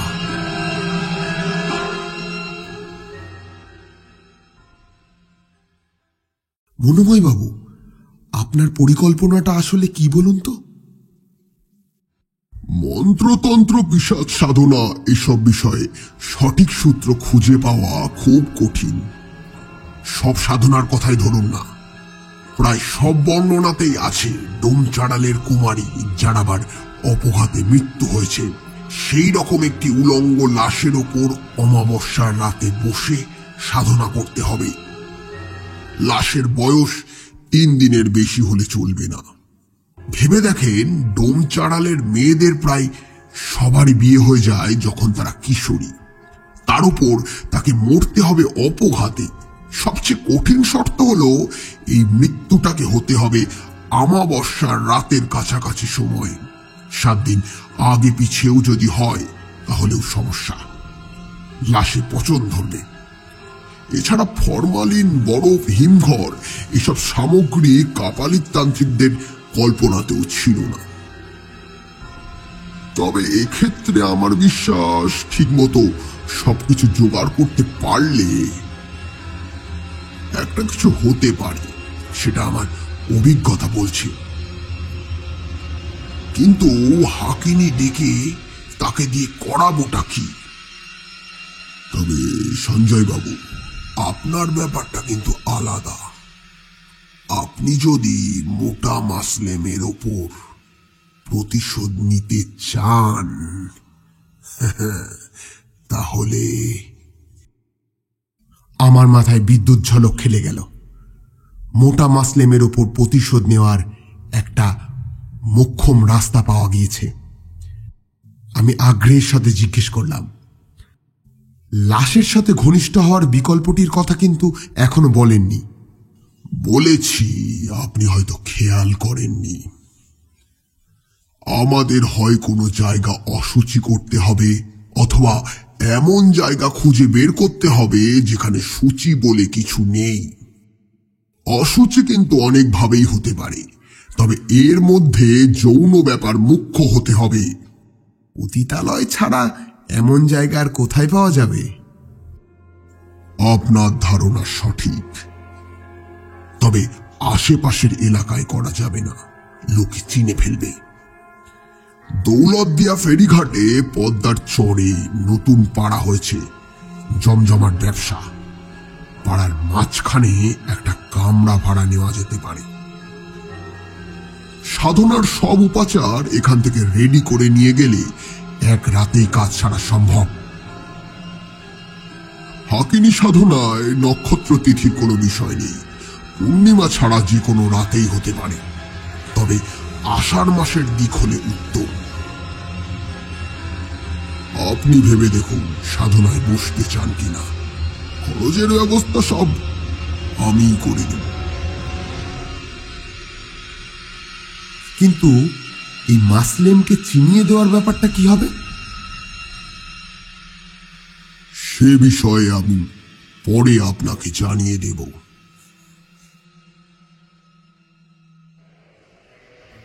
পরদিন ইনসুলিন নিয়ে জেলে বাবার সাথে দেখা করতে গেলাম।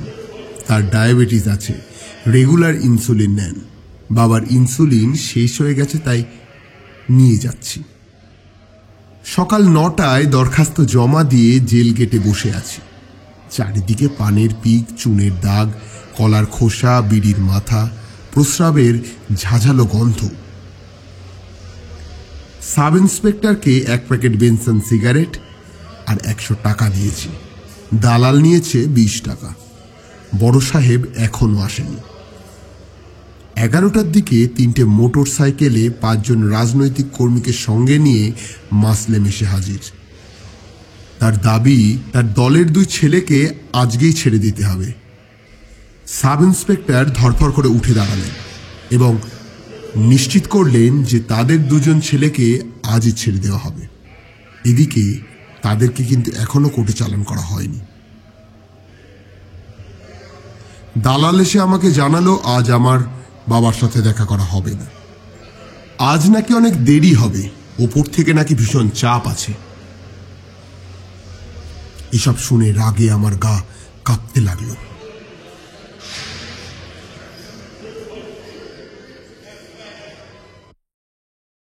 পরদিন জেলে যেতে পারলাম না। মনোময় চৌধুরীর সাথে দেখা করার কথা। গেলাম সেখানে। আমাকে বসতে বলে ড্রয়ার খুলে বেলকাঠে তৈরি ফুটখানেক লম্বা একটা মূর্তি বের করলেন বাবু। তার কারিগর বানিয়েছে ওটা। আমি সেটাকে হাতে নিয়ে দেখলাম, ভেতরটা ফাঁপা। এরপর কিছুক্ষণ অপেক্ষা করে আমরা রওনা দিলাম। আরো আগে বের হলে ভালো হতো না? গাড়ি ছাড়ার পর বললাম আমি। না, হতো না। দিনের বেলায় ওখানে যেতে চাই না আমি। সন্ধে 8টা নাগাদ পৌঁছাবো আমরা, সেটাই সঠিক হবে। ড্রাইভার গোয়ালন্দকে বাজারে গাড়ি পার্ক করতে বললেন মনোময়। পাশেই বড় বড় গোডাউন। চিটে গুড়ের মিষ্টি গন্ধে আকাশ বাতাস সয়লাভ। মালপত্র সমেত 2 জন 2টো রিকশায় উঠলাম। এবার দৌলতদিয়ার নিষিদ্ধ পল্লী। এখান থেকে সেটা 4 মাইল দূরে। হেরিংবোন রাস্তা। এদিকে রিকশার সিট ছোট, তার উপর সামনের দিকে ঢালু। বসে থাকায় দায়। একবার হুড ধরতে হচ্ছে, আর একবার রিকশাওয়ালার সিট। চারিদিকে ফাঁকা। হু হু করে আসছে ঠান্ডা বাতাস। গুম গুম করে মেঘ ডাকছে। বৃষ্টি শুরু হলে ভিজে নেতা হতে হবে। এদিকে চর এলাকা, একটা গাছ পর্যন্ত কোথাও নেই, শুধুই কাশবন। হঠাৎ পুরো ব্যাপারটিকেই মনে হলো এক অবাস্তব, এক অলীক কল্পনা। যেন এক অন্ধকারের দিকে জেনে শুনে লাফ দিচ্ছি। এদিকে ঝমঝমিয়ে নামলো বৃষ্টি। ঘণ্টাখানিক পর ভিজে পুড়ে যেখানে এসে পৌঁছালাম, সে এক অন্য জগৎ। এখানে কারেন্ট নেই। দোকানে দোকানে হ্যাজাক বাতি, ঘরে ঘরে হ্যারিকেন। অগণিত ছোট বড় ঘর, গলি ঘুপচি, দোকানপাট, ঘরবাড়ি বাঁশ ছাটায় টিন দিয়ে বানানো। দেদার বিক্রি হচ্ছে পান, সিগারেট, বাংলা মদ। কালো কুচকুচে বড় কড়াইয়ে ভাজা হচ্ছে পেঁয়াজি, ডালপুরি। ছোট মাইকে গান বাজছে। অনেকগুলো ঘরে শুধু একদিকেই চাটাইয়ের বেড়া। মাটির উঁচু মেঝেতে বাঁশের মাচা। সেজে গুজে খোলামেলা শাড়ি, সালোয়ার কামিজ পরে বসে আছে সুবর্ণ কঙ্কন পরা স্বাস্থ্যবতী রমণীরা। তাদের মুখে খিলখিল হাসি, তার মাঝে আবার গানের কলি। তবে একটি জিনিস ভালো এদের, উগ্র সাজগোজ আর ঝেলঝেলে মেকআপের বালাই নেই। বুড়ো এক লোক আমাদেরকে ঘরটা দেখিয়ে দিল। সরু দরজা, দুদিকে 2টো কাঠের জানলা, মাটির মেঝে, ঘর পুরো খালি। মনোময় চৌধুরী পাকা লোক, আগে থেকেই সব ব্যবস্থা করে রেখেছেন। মনোময় বুড়োকে 200 টাকা দিয়ে কি যেন একটা বললেন। কিছুক্ষণ পর লোকটা আমাদের মিশ কালো 2টো মোড়ক আর একটা কেরোসিন স্টোভ দিয়ে গেল। এরপর আমরা ঘরে ঢুকলাম। দরজা বন্ধ করে হুড়কো লাগিয়ে দিলেন মনোময় বাবু। ব্যাগ খুলে টুকিটাকি জিনিস বের করতে লাগলেন। টকটকে লাল সিঁদুর দিয়ে উল্টো করে বড় একটা ত্রিভুজ আঁকলেন মেঝেতে। ওটার উপর সোজা করে আর একটা ত্রিভুজ। দেখতে হলো 6 কোণা তারার মতো। তারাটাকে ঘিরে দিলেন আতপ চালের গুঁড়োয় আঁকা প্রকাণ্ড একটি বৃত্ত দিয়ে।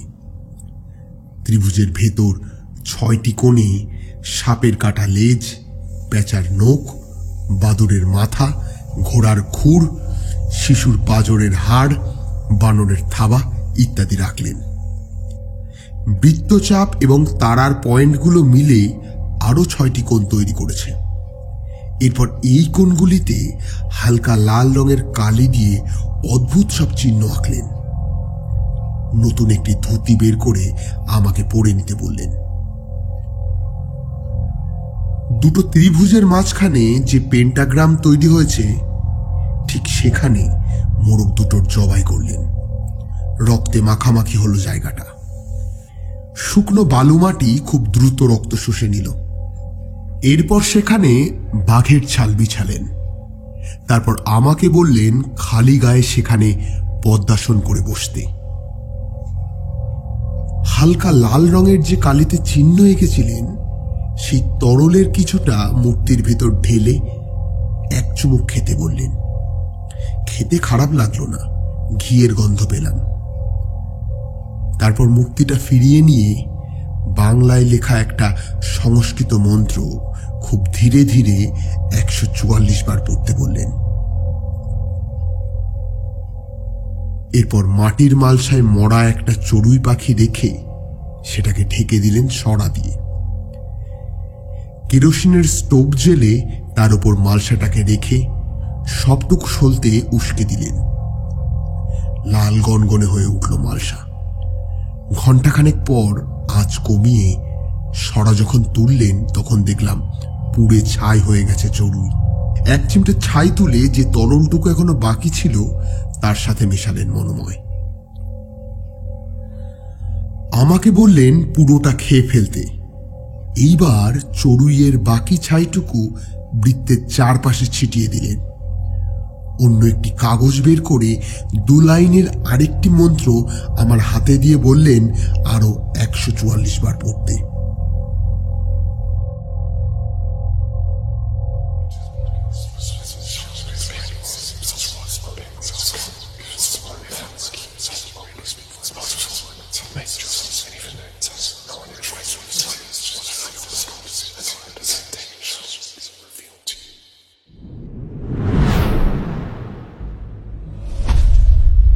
মন্ত্র শুরু করার পরেই অদ্ভুত সব ঘটনা ঘটতে লাগলো।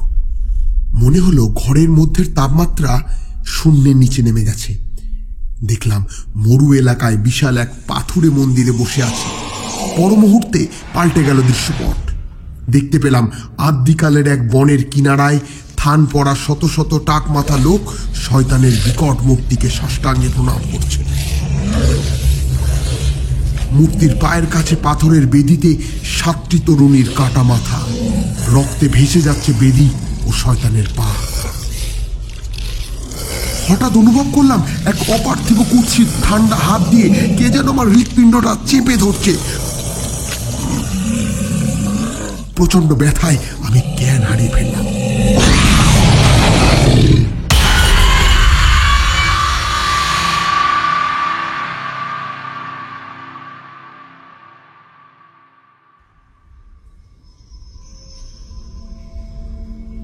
হুঁশ ফিরে পেয়ে দেখি সেই বুড়ো লোকটা আমার মাথায় জল ঢালছে। চৌধুরী তার সমস্ত জিনিসপত্র গোছগাছ করছে। মেঝের উপরকার নকশাও উধাও। খুব ভোরে যখন বের হলাম পাড়াটাকে মনে হলো ভূতের শহর। কোথায় যেন হারিয়ে গেছে রাতের সেই মৌতাত। দুটো রিক্সা নিয়ে গোয়ালন্দ বাজারে ফিরলাম আমরা। ড্রাইভার রওনা হলো সাথে সাথে। পথে রাজবাড়ি বাজারে নেমে মুরগির ঝোল, নান, রুটি দিয়ে সকালের খাবারটা সেরে নিলাম। এরপর মনোময়বাবু গাড়িতে করে আমাকে আমার বাড়ির সামনে নামিয়ে দিলেন। তারপর খবরের কাগজে পেঁচানো একটা প্যাকেট আর একটা চিঠি দিলেন এবং বললেন, প্যাকেটটা সাবধানে রাখবেন, চিঠিটা ভালো করে অবশ্যই পড়বেন। এরপর ড্রাইভারকে বললেন, বাসায় চলো জলদি। বাড়ি ফিরে দেখলাম দরজা জানলা সব খোলা অবস্থায় পড়ে আছে। সেই মেয়েটাকে কোথাও আর দেখতে পেলাম না, হয়তো সে চলে গেছে। এদিকে মামার বাড়ি থেকে ফোন এসেছিল, গত রাতে মামার একটা স্ট্রোক হয়েছে, সেই জন্য মা আজও ফিরবেন না।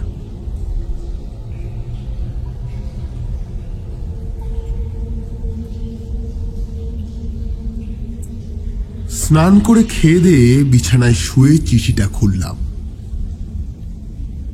সুন্দর করে গুছিয়ে লেখা চিঠি, খুব সম্ভবত চৌধুরী আগেই লিখে রেখেছিলেন। দিন তারিখের কিছু উল্লেখ নেই। সঞ্জয় বাবু, আপনার সাথে আমার হয়তো আর কখনোই দেখা হবে না, তার প্রয়োজনও নেই। সাধনা কতটুকু সফল হয়েছে তা বোঝা যাবে 3 দিনের মধ্যে। কাগজের প্যাকেটে কাঠের মূর্তিটা আছে, এটা একটা টাইম বম। মূর্তিটার কাজ হলো যার প্রাণ নাশ করতে হবে হাকিনীকে সেই ব্যক্তিকে চিনিয়ে দেওয়া। সেই অর্থে এটাকে আপনি হোমিং ডিভাইসও বলতে পারেন। টাইম বম এই অর্থে বললাম যে সময় মাত্র 3 দিন।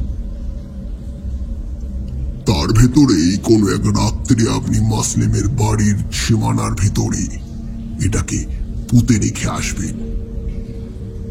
মূর্তিটাকে ভারী মনে হবে, এর কারণ ওটার পেটের ভেতর আপনি যেখানে বসে যজ্ঞ করেছেন সেখানকার মাটি ভরে দেওয়া হয়েছে। প্রশ্ন করতে পারেন যে তরল পদার্থ আপনাকে খেতে দিয়েছিলাম সেটা আসলে কি ছিল? সেটা ছিল অনেক পুরনো রেড ওয়াইনের সাথে একজন বারবণিতার ঋতুস্রাব এবং কালী মন্দিরে যে ঘিয়ের প্রদীপ জ্বলে সেই প্রদীপের ঘি, এই সমস্ত কিছু মিশিয়ে ওটাকে তৈরি করা হয়েছে। এসব কথা আপনাকে বলছি এই কারণেই যে আপনি যেন না ভাবেন আপনাকে বিষাক্ত কোনো কিছু খাইয়ে অসুস্থ করে ফেলেছি। ঋতুস্রাব খেলে মানুষের কোনো ক্ষতি হয় না। প্রাক ইসলামী যুগে মক্কার লোকেরা ঋতুস্রাব খেত, তাদের কখনোই কোনো সমস্যা হয়নি। আবারও বলছি, যত তাড়াতাড়ি পারেন মূর্তিটি পুঁতে ফেলার ব্যবস্থা করুন। আপনার জন্য শুভ কামনা রইল।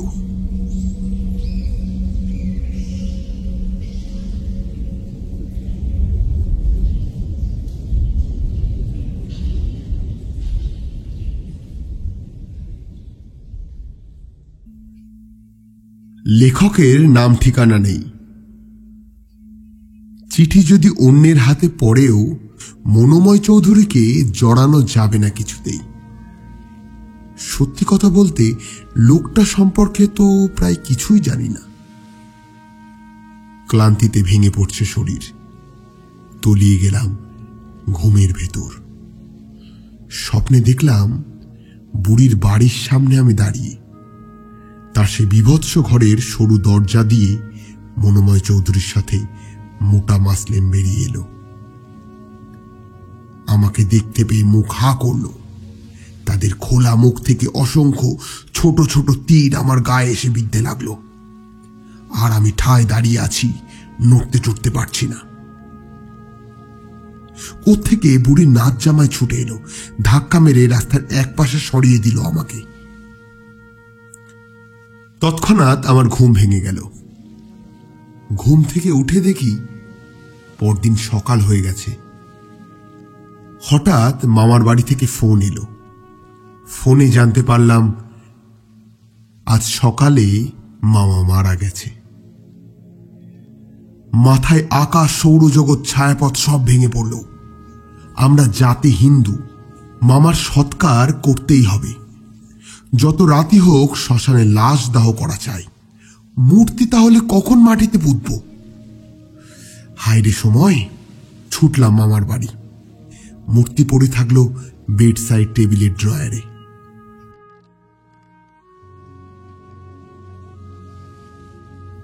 সমস্ত সৎকার করে ফিরতে ফিরতে পরের দিন দুপুর গড়িয়ে গেল। অর্থাৎ হাতে আছে শুধুমাত্র আজ রাতটুকুই। যা করার আজ রাতের ভিতরেই করতে হবে। সন্ধ্যের দিকে হেঁটে হেঁটে মাসলেমের বাড়ির দিকে গেলাম। আহসান আহমেদ রোডে এক হিন্দু জমিদারের মেয়ের বাড়ি দখল করে বাস করছে সে। বাড়ির সামনেই নিচু প্রাচীর ঘেরা একটা ছোট্ট বাগান। এককালে সুন্দর ছিল, এখন সেখানে 4-5টা কলা গাছ ডানে বায়ে হেলে পড়ে আছে। বাড়ির রং ক্যাটকেটে হলুদ, জানলা দরজা সব রয়্যাল ব্লু কালার। মূর্তি পোতার জন্য বাগানটাকে বেছে নিলাম। এরপর বাড়ি ফিরে এলাম। রাত ঠিক 12টা নাগাদ দেয়াল টপকে ঢুকলাম বাগানে। ফুটখানে গভীর গর্ত করতে হবে। কোদাল আনা সম্ভব হয়নি, পাছে কেউ দেখে নেয়। ছোট্ট একটা খুরপি এনেছি। বাগানে ঢুকে রাস্তার কাছাকাছি এক কোনায় গর্ত খুললাম। কাগজের মোড়ক সরিয়ে বের করলাম মূর্তিটা। হাত দিয়েই মনে হলো ভীষণ ঠান্ডা এবং একই সাথে অনবরত ঘামছে মূর্তিটা। মাটি চাপা দিয়ে উঠতে যাব এমন সময় দুটো মোটর সাইকেল আসার শব্দ পেলাম। গেটের সামনে দাঁড়িয়ে হর্ন বাজাতে লাগলো।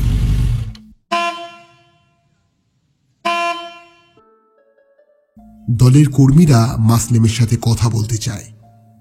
দেখে ফেললে সর্বনাশ। পাঁচিল ঘেঁষে চিত হয়ে শুয়ে রইলাম।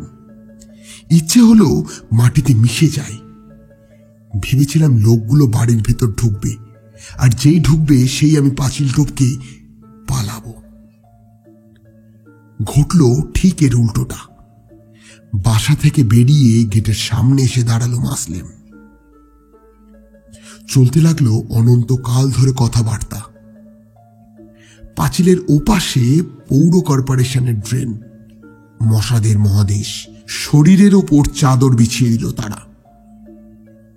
মনে হলো অনন্তকাল শুয়ে আছি। অসহ্য হয়ে উঠল মশা আর অদৃশ্য পোকার কামড়। কিন্তু সবকিছুর শেষ আছে। কর্মীরা ধীরে ধীরে বিদেয় হলো। মাসলেম ঘরে ফিরল। এরপর আমি নিঃশব্দে পাঁচিল টপকে বাড়ি ফিরলাম। পরদিন বিকেলে চা খেয়ে বাংলাদেশ ব্যাংকের মোড় ঘুরে হাঁটতে লাগলাম আহসান আহমেদ রোড ধরে। মনে একটা ফুরফুরে ভাব।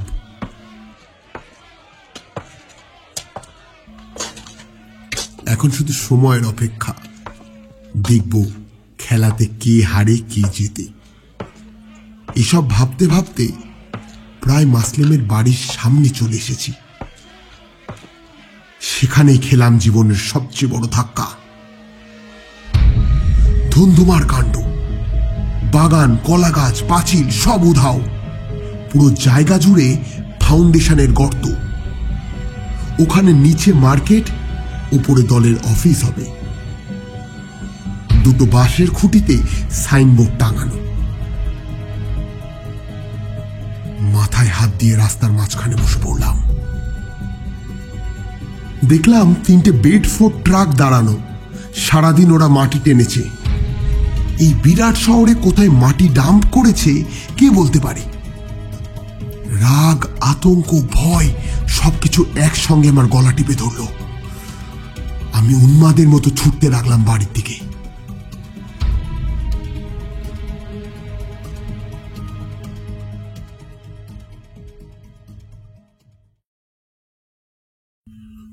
ভয়ে আমি থরথর করে কাঁপছি।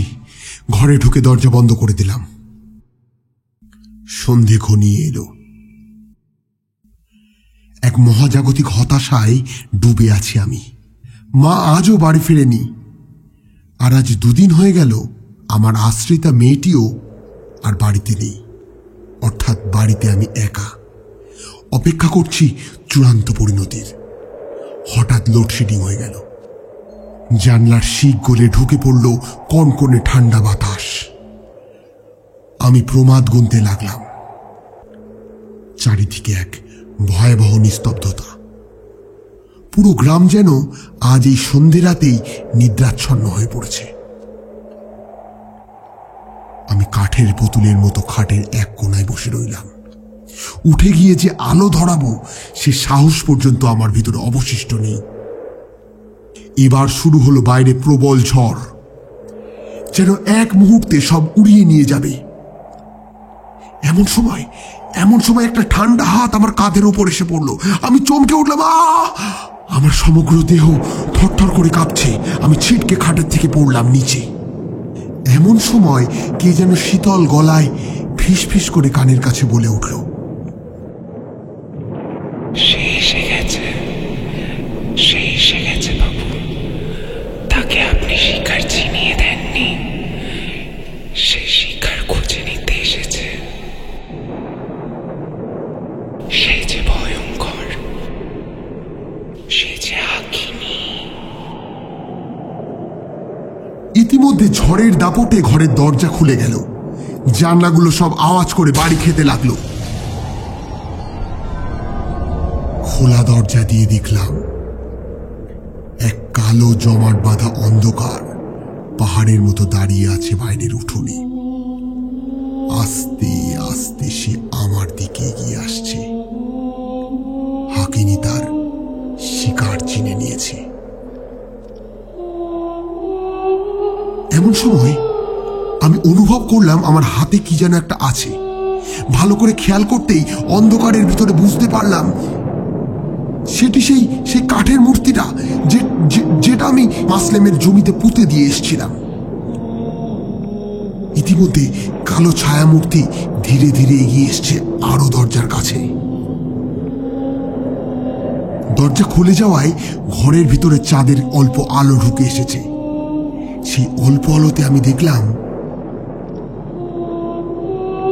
আরেকটা ছায়ামূর্তি আমার দরজার সামনে এসে দাঁড়ালো, আমার দিকে পিছন করে।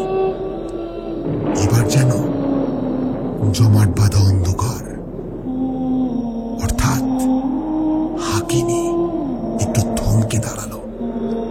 সেই সাথে আমার কানে এলো,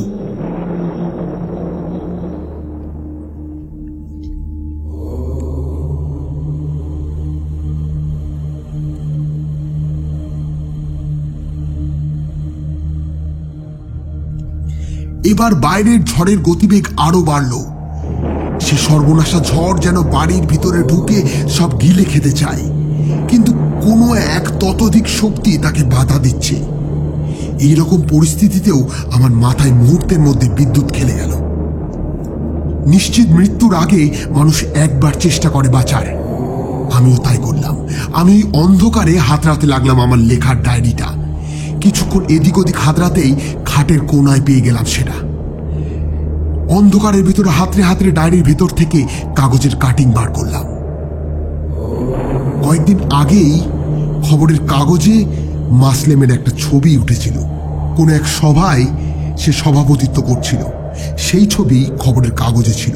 আমি সেই ছবিটা খবরের কাগজ থেকে কেটে আমার ডায়েরির ভিতরে ভাঁজ করে রাখি। সেই কাগজটাই আমি হাতড়ে ডায়েরি থেকে বার করলাম। এবার দেখলাম সেই দ্বিতীয় ছায়ামূর্তিটা আর নেই, কিন্তু ঘরের ভিতরে তখনও চলছে।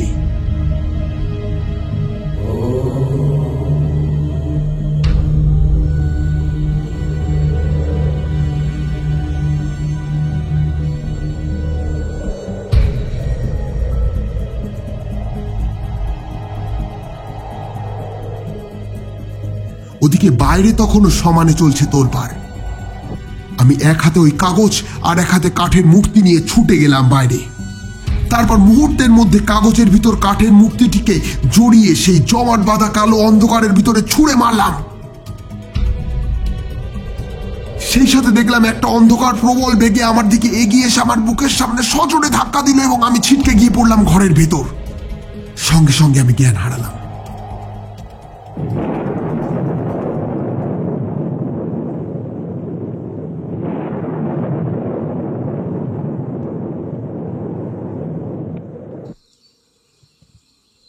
পরদিন সকালে জ্ঞান ফিরতেই দেখলাম আমি মাটিতে পড়ে আছি।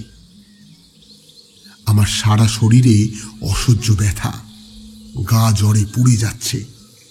তবে আশেপাশে কোথাও কাল রাতের ভয়াবহতার চিহ্ন মাত্র নেই। দরজা জানলাও সব বন্ধ। অনেক কষ্টে উঠে দাঁড়িয়ে বাইরের দরজা খুললাম।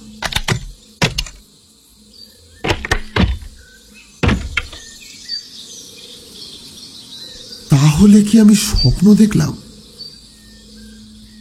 তবে আমার শরীরে এত ব্যথা যন্ত্রণা কিসের? হঠাৎ চোখ পড়ল দালানের এক কোণায় সেদিনের খবরের কাগজ পড়ি। ধীরে ধীরে সেই দিকে এগিয়ে গেলাম। খবরের কাগজটা হাতে তুলে নিলাম। তার পর মুহূর্তেই ঝপ করে মাটিতে বসে পড়লাম। খবরের কাগজের হেডিংয়ে লেখা, গত রাতে পার্টির এক জনৈক কর্তা খুন হয়েছে। তার গলা কাটা মৃতদেহ উদ্ধার করা হয় তার নিজ গৃহ থেকে। আমার ওই বিধ্বস্ত পরিস্থিতির মধ্যেও মুখে খেলে গেল এক পৈশাচিক হাসি। হাকিনি তার প্রতিশোধ নিয়েছে।